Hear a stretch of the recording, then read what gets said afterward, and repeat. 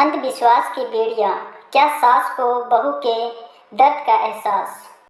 अरे पता नहीं कौन सी घड़ी थी जब मैं इस मनहूस को अपने बेटे की दुल्हन बनाकर लाई थी। मुझे क्या पता था कि यह कमबख्त बंजर जमीन है। अरे एक से बढ़कर एक लड़की का रिश्ता आ रहा था। भला बताओ, 5 साल हो गए इंतजार करते हुए, बच्चे ना पैदा कर सकी, बांझ कहीं की।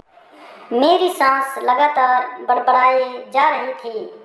उनके जहरीले शब्द पिघले शीशे की तरह मेरे कानों में पड़ रहे थे। यह कोई पहला मौका नहीं था। उन्होंने तो शादी के दूसरे साल से ही ऐसे तानों से मेरी नाक में दम कर दिया था। सावन उनके एकलौते बेटे और मेरे पति थे। मेरे ससुर बहुत पहले गुजर गए थे। घर में पति और सास के अलावा कोई नहीं था। मेरी सास को पोते की बहुत ही ज़रूरत थी। वे चाहती थी कि जैसे भी हो मैं उन्हें एक पोता दे दूं। मैं 2 बार लेडी डॉक्टर से अपना चेकअप करवा चुकी थी। मैं हर तरह से सेहतमंद थी। समझ बूझकर मैं सावन को भी डॉक्टर के पास ले गई थी। उनकी रिपोर्ट भी बिल्कुल ठीक थी। डॉक्टर ने हम दोनों को समझाया भी था। आजकल ऐसे केस आम है। आप लोग बिल्कुल न घबराएं, कुदरत जल्द ही आप पर मेहरबान होगी। डॉक्टर की ये बात हम दोनों तो समझ चुके थे, लेकिन मेरी सास को कौन समझाता। एक दिन उनकी गाज मुझ पर ही गिरती थी। उनकी नज़रों में मैं मुजरिम थी और अब तो वे खुलेआम कहने लगी थी कि वे जल्दी ही सावन से मेरा तलाक करवाकर उसे दूसरी बीवी लाएगी ताकि उनके खानदान का वंश बढ़े। उनकी इन बातों से मेरी कलेजा छलनी हो जाती। ऐसे में सावन मुझे तसल्ली देते, क्यों बेकार में परेशान होती हो, माँ की तो बड़बड़ाने की आदत है। आपको क्या पता, आप तो सारा दिन अपने काम पर होते हैं। वे कैसे कैसे ताने देती है। अब तो उन्होंने सबसे यह कहना शुरू कर दिया कि वे हमारा तलाक करवाकर आपके लिए दूसरी बीवी लाएगी। मुझे ऐसी बातों पर बिल्कुल यकीन नहीं था, लेकिन मेरी सास ऐसी बातों पर आँख कान बंद करके यकीन करती थी। उनकी जिद पर मुझे उनके साथ उस बाबा, जो मेरी निगाहों में ढोंगी था, के आश्रम जाना पड़ा। बाबा 30-35 साल का हट्टा कट्टा आदमी था। मेरे सास ने उसके पांव छुए और मुझे भी उसके पांव छूने को कहा। उसने मेरे सिर पर हाथ रखकर आशीर्वाद दिया। आशीर्वाद के बहाने उसने मेरे सिर पर जिस तरह से हाथ फेरा, मुझे समझने में देर ना लगी कि ढोंगी होने का साथ साथ वह हवस का पुजारी भी। उसने मेरी सास से आने का कारण पूछा। सास ने अपनी समस्या का जिक्र कुछ इस अंदाज में किया कि ढोंगी बाबा मुझे खा जाने वाली निगाहों से घूरने लगा। उसने मेरी आंखें देखी, फिर किसी नतीजे पर पहुंचते हुए बोला, तुम्हारी बहू पर एक चुड़ैल का साया है, जिसकी वजह से इसे औलाद नहीं हो रही है। अगर वह चुड़ैल का पीछा छोड़ दे तो कुछ ही दिनों में यह गर्भ धारण कर लेगी, लेकिन इसके लिए आपको काली माँ को खुश करना पड़ेगा। काली माँ कैसे खुश होगी? मेरी सास ने उत्सुकता से पूछा। तुम्हें काली माँ की एक पूजा करनी होगी। इस पूजा के बाद हम तुम्हारी बहू को एक बाबूत देंगे। इस बाबूत अमावस्या की रात में 12 बजे के बाद हमारे आश्रम में अकेला आकर अपने साथ लाए दूध में मिलाकर हमारे सामने पीना होगा। उसके बाद इस पर चुड़ैल का साया हमेशा हमेशा के लिए दूर हो जाएगा। बाबा जी, इस पूजा में कितना खर्चा आएगा? ज़्यादा नहीं, 7-8 हज़ार रुपये। मेरी सास ने मेरी तरफ ऐसे देखा मानो पूछ रही हो कि मैं इतनी रकम का इंतजाम कर सकती हूँ। मैंने नज़र फेर ली और ढोंगी बाबा से पूछा, बाबा इस बात की क्या गारंटी है कि आपकी भभूति से मुझे औलाद ही हो जाएगी? ढोंगी बाबा के चेहरे पर फौरन नाखुश के भाव आए। वह नाराज़गी से बोला, बच्ची, हम कोई दुकानदार नहीं हैं जो अपने माल की गारंटी देता है। हम बहुत पहुँचे हुए बाबा हैं, उन्हें औलाद चाहिए तो जैसे हम कह रहे हैं वैसा ही करो, वरना तुम यहाँ से जा सकती हो। ढोंगी बाबा के रौद्र रूप धारण करने पर मेरी सांस सहम गई। फिर मुझे खा जाने वाली निगाहों से देखते हुए चापलूसी के लफ्जे में बाबा से बोली, बाबा जी यह नादान है, इसे आपकी महिमा के बारे में कुछ नहीं पता। आप यह बताइए कि पूजा कब करनी हो। जिस रोज अमावस्या होगी उस रोज शाम के 7 बजे हम काली माँ की पूजा करेंगे, लेकिन तुम्हें एक बात का वादा करना होगा। वह क्या बाबा जी? तुम्हें इस बात की खबर किसी को भी नहीं होनी चाहिए, यहाँ तक कि अपने बेटे को भी। अगर किसी को भी इस बात का भनक लग गई, उसने अपनी बात अधूरी छोड़ दी। मेरी सास ने ढोंगी बाबा को फौरन यकीन दिलाया कि वे किसी को इस बात का पता नहीं चलने देगी। उसके बाद हम घर आ गए। 3 दिन बाद अमावस्या थी। मेरी सास ने किसी तरह पैसों का इंतजाम किया और फिर पूजा के इंतजाम में लग गई। इस पूजा में मुझे शामिल नहीं किया गया। मुझे बस रात को उस ढोंगी बाबा के पास एक लोटे में दूध लेकर जाना था। मैं ढोंगी बाबा की मनसा अच्छी तरह से जान चुकी थी, इसलिए आधी रात होने पर मैं अपने कपड़ों में एक चाकू छुपाया और ढोंगी के आश्रम में पहुंच गई। ढोंगी बाबा नशे में झूमता दिखाई दिया। उसके मुंह से शराब की बदबू आ रही थी। तभी उसने मुझे वहीं बनी एक कुटिया में जाने को कहा।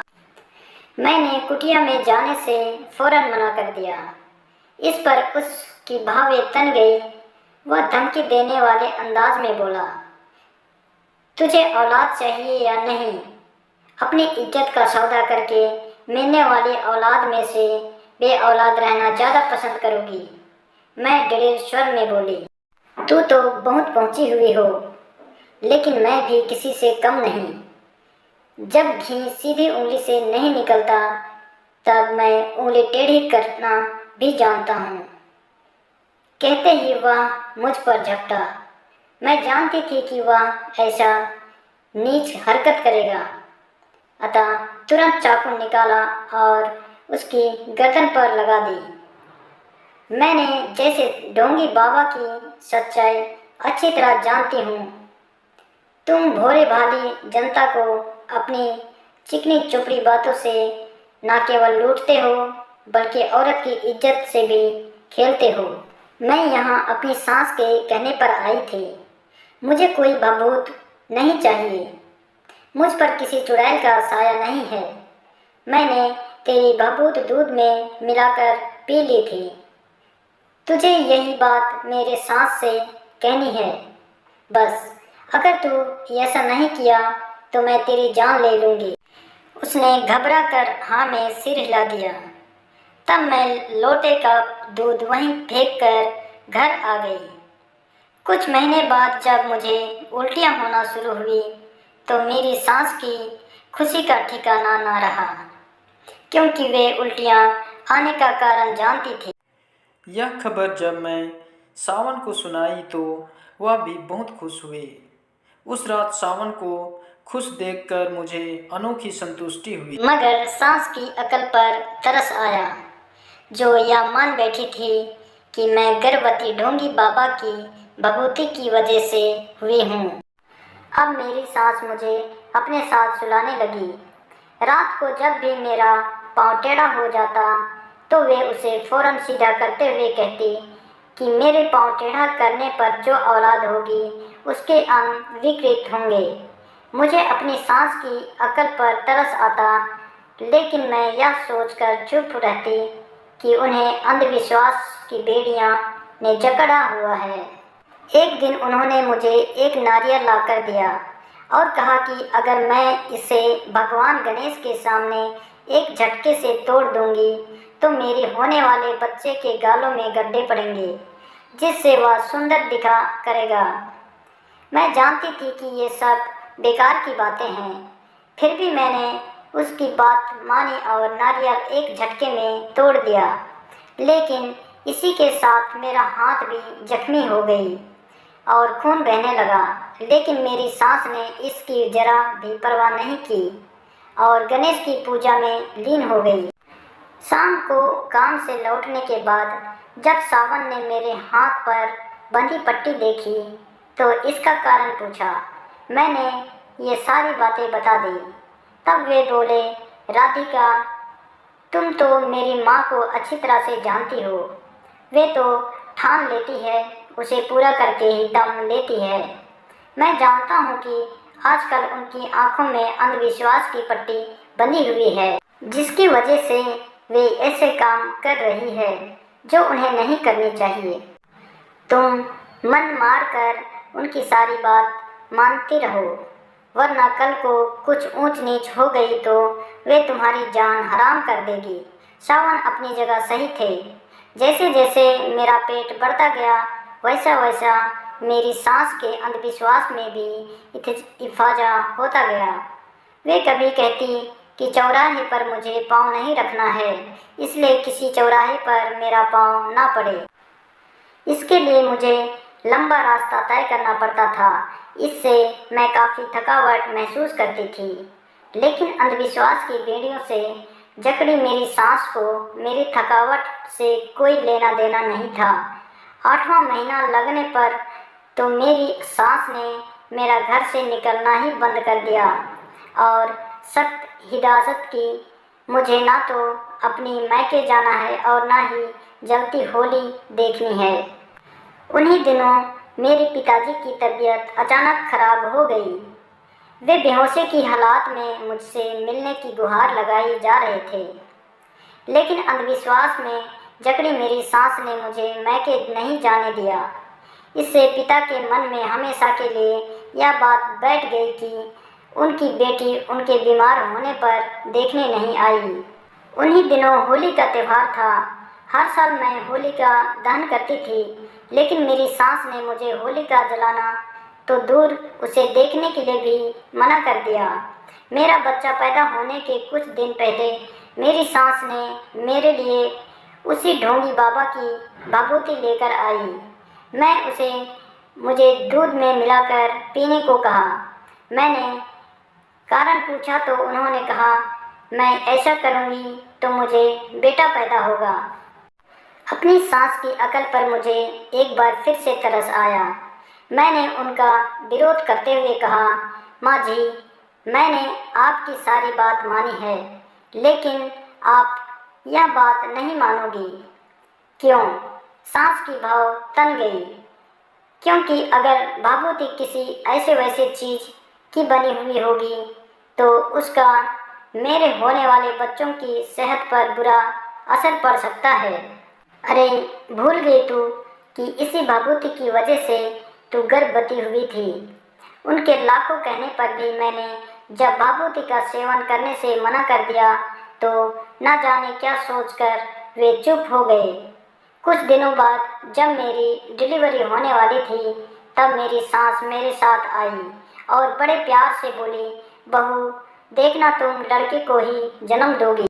मैंने वजह पूछी तो वे राज खोलते हुए बोली, बहू, तुमने तो बाबा जी की भाभूति लेने से मना कर दिया था, लेकिन उन पहुँचे बाबा जी का कहा मैं भला कैसे टाल सकती थी। इसलिए मैं तुझे वह भाभूति खाने में मिलाकर देना शुरू कर दी थी। यह सुनते ही मेरी काटो तो खून नहीं जैसे हालात हो गई।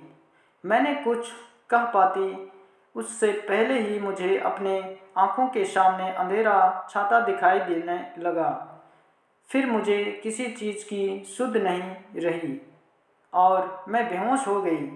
होश में आने पर मुझे पता चला कि मैंने एक बच्चे को जन्म दिया था। ढोंगी बाबा ने मुझसे बदला लेने के लिए उसे भाभूति में संख्या जहर मिला दिया था।